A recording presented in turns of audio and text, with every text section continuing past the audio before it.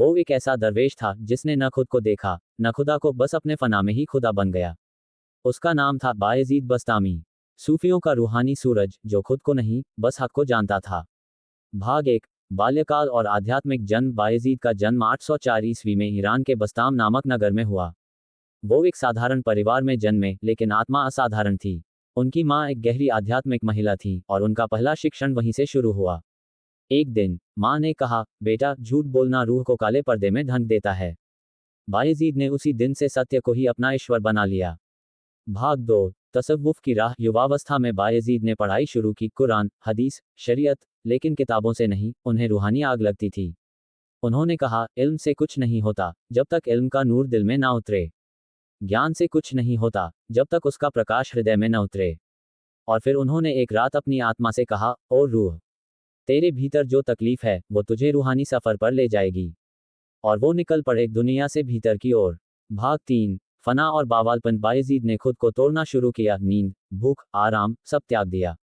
वो जंगलों में भटकते, पत्थरों से बात करते और अपनी आत्मा से लड़ते। एक दिन उन्होंने कहा, मैंने खुद को खोजा और वहां सिर्फ खुदा था।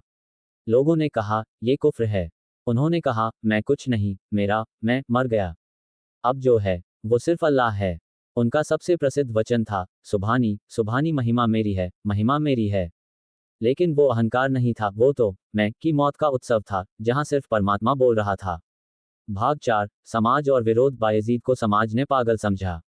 मौलवियों ने उन्हें गलतफहमी से देखा, लेकिन उन्हें किसी की परवाह नहीं थी, क्योंकि उन्होंने खुद को खो दिया था और हक को पा लिया था। भाग 5। अंतिम जीवन और विरासत। बायजीद ने किसी को शिष्य नहीं बनाया, लेकिन पूरी सूफी परंपरा को रूह दे दी। उनके बाद हजरत जुनैद, शम्स, रूमी जैसे संतों ने उनकी जलाई हुई रूहानी मशाल को आगे बढ़ाया।